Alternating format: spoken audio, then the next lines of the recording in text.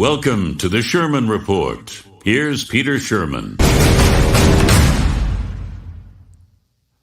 Well, hello again. Episode 3 of the Sherman Report, and a couple of little things that I had in the side notes on the margin to mention to you, and I should have probably said this clearly on the first episode when I explained who I was or reintroduced myself to you, as the case may be. I don't operate a newsroom, which means I can't tell you if war is breaking out in the Middle East, God forbid, right now this second. All I can do is comment on it from my perspective, and hopefully yours, or not, when it does break out. And I say when because I think it's pretty certain that we're going to have some kind of an entanglement. The United States has sent a third battle group over there with another carrier. That was about 3 days ago. There's a lot of saber rattling, and this goes back to Iran, which to me is the worst country in the region. They're behind Hamas, they're behind Hezbollah, and they're there for themselves, of course, as well. And they're angry because they claim that it's Israel who used a drone attack to take out one of the key figures at the top of Hamas, who happened to be visiting. In any event, if Iran goes, so goes Hamas, what's left of it, so goes Hezbollah, and so goes whatever happens to be on the east side of Israel. In Syria, maybe it's the remnants of ISIS, I wouldn't know, but they're bracing for it in Israel, and we are in the rest of the world. As you know, I talked about incipient World War III the other day, and I don't think I was stretching the point. Also, we're looking constantly at what's going on across the border in the United States, because the U.S. presidency is in full swing with Trump, former President Trump, and he believes anyway, and his supporters believe, next President Trump, arguing and let's say jousting with the latest candidate to replace Biden, and that's Kamala Harris, who believes she's going to be the next president of the United States, moving up from the title of vice president. And the latest piece of news, which was a couple of days ago, that she wouldn't participate in a newly organized debate that Trump wants, which is on Fox TV in front of a live audience on September 4th. She won't be going to that. He says he won't go to the one that he had already agreed to go to with Biden, slated to be on ABC without an audience and with the silencing microphones on September 10th. Maybe there'll be no more debates at all, or maybe there will. We'll wait and see. But I wanted to bring you up to date on those 2 points, and will continue to be as current as this kind of a setup makes possible. I am a news commentator, and I'd like to start today by telling you that I subscribe to something called PragerU. Maybe you do too. If you don't, think about it, because PragerU is a growing organization aimed at disseminating opinions from experts on a range of subjects. And it was started by a guy named Dennis Prager, who's a well-known American talk show host with a syndicated daily program out of Los Angeles. Many Americans and Canadians know Dennis because he speaks in various cities. I've seen him several times, met him once, and later on I had the privilege of introducing him in Toronto, which gave me a private half hour with him before he had to take the podium.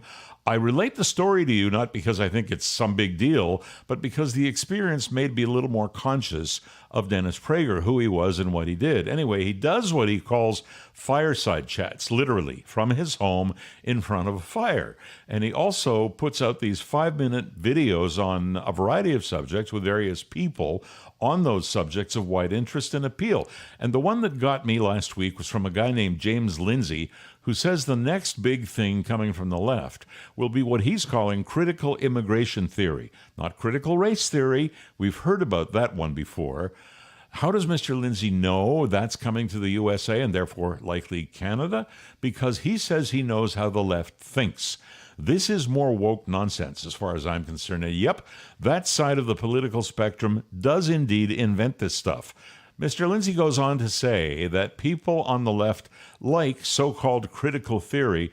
It's like what most of us call critical thinking, which has, in my view, just always meant thinking in a straight line and covering facts in an orderly fashion that allows one to come to a good set of conclusions and do whatever the thinking was about. The suggestion is that if you put critical in front and theory behind any word, bingo, you've got a new worldview. So if you wanted to do it with bingo, it's critical bingo theory. Is this true?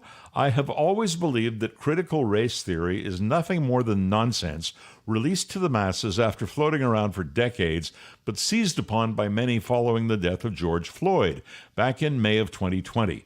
It went mainstream because a lot of the media leans left. No critical race theory on Fox News. I'm not plugging Fox News. They just happen to be on the right, and they don't buy this stuff.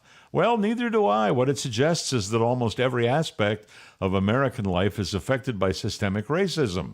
Why don't I believe in it? Because while we certainly do have racism in our society, who doesn't, it is not systemic. A believer would therefore call me a racist. I'm not a racist. You don't agree with me? Write me a letter. There's critical colonial theory, which I haven't heard of, but I'll take their word for it. It sees the world as a product of colonial exploitation. I might yield to that idea that colonial acquisition of territory at the expense of others has some merit here in Canada. The others would be, in our case, Indigenous people, for example. But we don't call them Indians, we call them Indigenous people. The people who have been here for 10,000 years, one way or the other. Mr. Lindsay refers to American exploitation in places like South America or Africa. Like I say, there was plenty of colonial exploitation, but no, America did not get rich by exploiting the people of those places. Oh, so I'm a racist again. No, I don't think so. You can do this with feminism. You can do it with whatever you like. With immigration, the concept of critical immigration theory will be that we continue to exploit the poor immigrants who arrive on our shores. I believe we actually do a damn fine job of absorbing immigrants, or at least we did until Justin threw open the gates a couple of years ago, and over 1 million people poured in the ensuing year. And the United States open southern border speaks for itself, and it has not helped. But can anyone truly say that these people are exploited systematically or systemically in the United States? Or is it that they come in freely knowing the risks and try to get a life? Many succeed, but immigration should always be a process, an organized process, and not a wholesale open door policy. It's not fair to the country. It's not fair to the immigrants. It's not fair to the occupants who arrived in America or Canada or any other country for that matter, legally and by using the process. Mr. Lindsay says the concept of critical immigration theory is nothing more than wedge politics based on national citizenship and national sovereignty. He points out that American mass media have subtly changed language over the past few years, beginning with illegal aliens, moving on to illegal immigrants, and then they were undocumented migrants to just plain migrants, which we have today. Same thing here. And by the way, no one is saying bar the door or stay away. I think it's just about putting some order into the chaos. Do you believe there was ever any critical thinking put into accepting so many new people in an organized manner? I don't. Remember those labels I just mentioned? Lindsay expects the next language change will be to undocumented Americans, and after that, just drop the adjective altogether. In other words, everybody is just American or just as Canadian as you are. Does that make sense? Well, to the left of center people who espouse these kinds of approaches, citizenship like race or gender recognition are all social constructs. If you agree with that, are you agreeing to provide absolutely everything to every brand new immigrant that people who have worked in lifetime endeavors building lives in our countries are afforded? Maybe you can see why I don't care for the left. To the other side, I would not have accumulated what I have if I weren't a citizen of a country that has exploited these poor people for the past century plus. It's also about our collective responsibility for allowing their countries of origin to be in such bad shape that they had to leave them in the first place. So we owe them, which is bogus nonsense. The theory suggests they'd all be doing fine in their countries of origin if we hadn't screwed them up. Are these facts or obvious truths, as the new theory will suggest? The reality is, you know they aren't. In the United States, Washington allows non-citizens, including illegals, to vote in municipal elections. New York City spends millions on prepaid debit cards for asylum seekers. One New York paper, a daily paper, says a family of 4 with 2 kids could get about $15,200 per year. On the one hand, you could say that's unlivable, and you'd be right. On the other, what you should say is, Where did these people come from, and what prospects did they have when they headed for North America in the first place? What planning was done? What review was conducted before they just arrived? In Canada, it's not as urgent as it is in the U.S., but there were people who had never been reviewed before arriving, sleeping on Toronto's streets at one point and still are in some cases. At the end of the day, this relates to what is called globalism. The left, and that would include top governmental people in Canada and the U.S., would take a positive view of global citizenship. Well, guess what? I have no interest in throwing my lot in with everybody on planet Earth. I worked too hard, and I began with nothing, just like many other people. Didn't you? Stay tuned.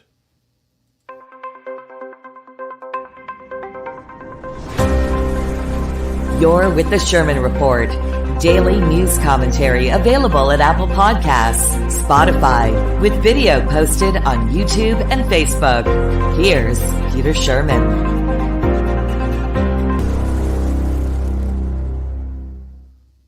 So I used to live pretty much right on the Canada-U.S. border, and when we flew anywhere, it was always an American carrier that carried us wherever we were going, and we used Buffalo Airport, which was about 45 minutes away from where we lived. It was much less for flights, cost-wise, drastically less for on-site parking, and the taxi time to or from the runway was less than 5 minutes getting on the runway to go or off it to head to the terminal. Canadian carriers are not cheap. Even the cheap ones aren't cheap. And using Pearson Airport in Toronto, good God, who would actually argue that it's a behemoth that you'd rather avoid? Certainly I would. Well, the Canadian government has actually been working to address that. The feds toughened up what's known as the Competition Act. And as a result of that and thousands of complaints, our Competition Bureau is having an in-depth look at the aviation sector. For you Americans who are listening to this, that legislation is similar to your antitrust legislation. So the Competition Bureau, which administers it, just announced a market study that they're doing, and it focuses on three main issues. One, the state of competition. Two, the barriers to entry. And three, the impediments to the public making informed choices in aviation. Sounds great to me if the teeth in the revised legislation are sharp and ready to bite. The Bureau acknowledges air travel as critical to Canadians. Okay, here's what Matthew Boswell, Commissioner of Competition, said, and I quote, "We know many Canadians are frustrated by the cost and quality of the service being provided domestically. Our goal with this market study is to examine the current state of competition in Canada's airline sector and to determine what can be done to improve it." Thank God somebody's looking up. Well, go ahead, Matthew. This will be the first such study since the changes to the Competition Act. For example, documents can be demanded now from the airlines versus just taking the word of people who spoke for the airlines managing them. One discount airline, Flair, is on side with the study. The CEO even said, again quoting, "The only two entities who benefit from the current situation are Air Canada and WestJet, not the traveling public." All right, Mr. Wilk, we agree. In a June submission on the terms of the study, a spokesperson said the Canadian airline industry has similar levels of competition to other countries of similar size. To which I respond, what planet are you living on? Let's all of us hope that something meaningful comes out of this. It has been long overdue. I'll be back in a moment.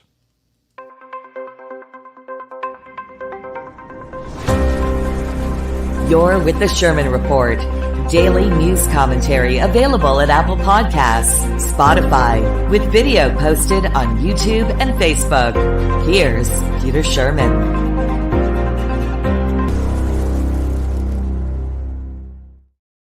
And the Shermanator, which is my handle on Twitter, right back with you. If you want to look me up on Twitter, some of you may be watching us on Twitter. It's at Shermanator, SHURMANATOR. And I should mention again that our website, if you want to check out the program and the parameters, or listen to a one that was done a couple of days ago, or by next week it'll be one from last week, like this one. That's where you go, petersherman.com. Do you believe in buy, trade, invest in Bitcoin? Bitcoin? it was flying high in terms of value last week. I can't say that it's not flying high this week, but it topped $70,000 at one point last week. Then we had that fall from grace of the stock markets, and it took Bitcoin and even to an extent gold with it. There's a questioning of whether or not the United States government, and I suppose by dint of the relationship of the two countries, the Canadian government shouldn't be or shouldn't have acted faster in letting the rates go down a little bit. Anyway, we'll find out soon enough. So it was flying high, still flying high in the 50s at this point, 50,000 US dollars. Bitcoin is trading in that vicinity, so running between 50,000 and something and 70,000 and something, and I see no reason why it won't go beyond that. And that's per Bitcoin. Now, if you're unfamiliar, there are no real physical coins. Bitcoin it sounds like a coin by name, but it's not a coin. It's just a mathematical formula that restricts access and keeps your holdings private only to you. And there are, we're going to ask questions later, so get this number down. 19,776, 187.5 Bitcoins. So 20 million Bitcoins roughly out there. And there are never going to be any more, and there are never going to be any fewer. So those 19 million and change Bitcoins are in existence, and that is the unalterable limit because there is no central control. It simply exists. So who invented it? A math genius for certain, but no one truly knows, at least not in the public realm. The value is based simply on the demand for something that is a limited resource that is beyond government control. You can see why Bitcoin is flying high. Well, it seems there's an Australian man, a computer scientist, a computer genius, self-described, who has been accused of falsely claiming to be the phantom behind Bitcoin. His case has gone to British prosecutors for wholesale perjury and forgery of documents. Well, that sounds dangerous. I didn't say that. A judge in London who presided in a civil case did. Anyway, the civil court judge had ruled in March that Craig Wright was not the man behind Satoshi Sakamoto. That is just a Japanese name long ascribed to the inventor of Bitcoin. It is actually a pseudonym for the creator, or perhaps for the creators, we don't know. The Crown Prosecution Service must determine whether charges are warranted. Personally, and I am no legal scholar, unless someone or something was hurtful to anyone, their job is not going to be easy. No one from Bitcoin Inc., which there is no such thing, can testify because, like I said, Bitcoin Inc. doesn't exist. Was anyone somehow defrauded? I guess that's what the prosecution has to discover. The civil court seems to think so. The judge said this, and honestly, it sounds a bit like something out of a Monty Python sketch. Quote, "If what happened in this case does not warrant referral to the Crown prosecutors, it is difficult to envisage a case which would." Okay. That judge had ruled in the civil trial that Mr. Wright did not invent Bitcoin and was not the guy behind the Nakamoto name or the creator of the Bitcoin software. So, Bitcoin trades, who cares? Maybe Mr. Wright, maybe the judge. But then again, I should say, if I told you that I wasn't Peter Sherman, but that I was, for example, Mick Jagger, you'd expect a rendition of Satisfaction right now, and you're not going to get it. That just would make me a liar and a fool unless people believed me and allowed me to leverage that benefit, or to my benefit, if I was going to convince you that you should believe in it. You know, it's a crazy world. I just told you a non-story, and it's interesting, but I don't think it's going to go anywhere. Back in just a moment to talk about climate change on a different level.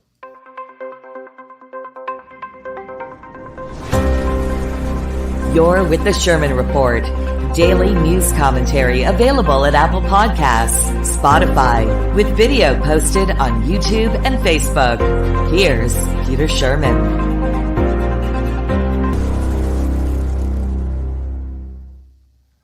Well, you've probably heard of independent journalist Gwynne Dyer. Great reputation. He's a Canadian. He's written recently on climate change. Mr. Dyer, we are in agreement on that one, and I'm going to get into it in a moment.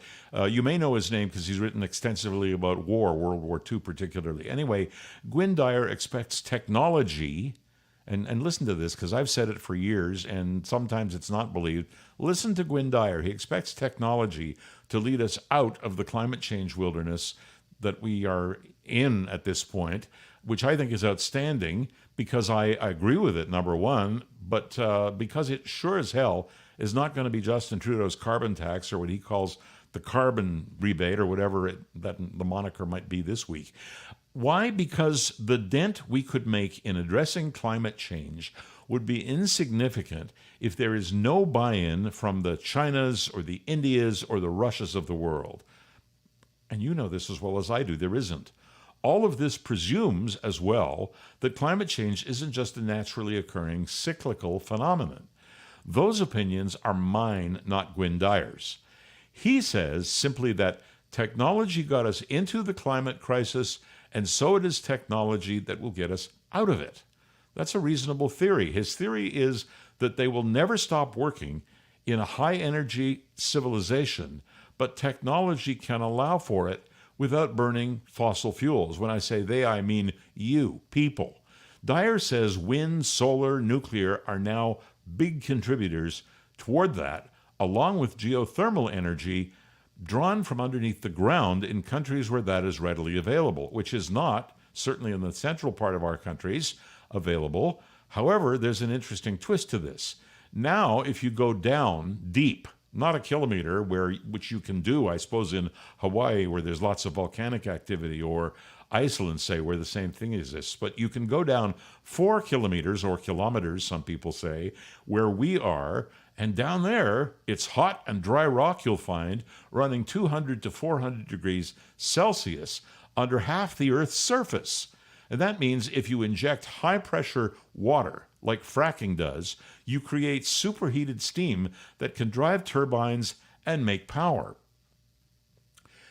When the steam cools, it becomes water and is pumped back down into the ground again. No pollution whatsoever, very, very clean way to make energy. The best thing about it compared to solar or wind is you don't care if there's sun, you don't care if it's dark, and you don't care if it's a windy day or a calm day. The energy source is never intermittent with geothermal. There's a pilot plant operating doing just this in Nevada right now. Boy, is that going to be interesting to find out about. Dyer's got a variety of other solutions that are not dreams, but things that do exist, which can reverse the effects we now experience and the fear that we have.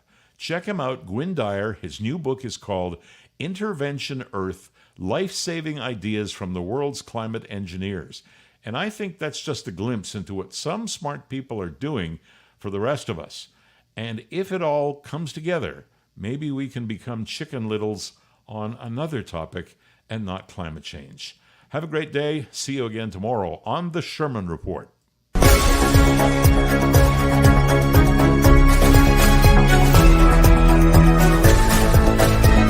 The Sherman Report, available on Apple Podcasts, Spotify, and the video version at YouTube, Facebook, and always at petersherman.com. Thanks for listening to The Sherman Report. If you'd like to connect with Peter directly, just go to petersherman.com.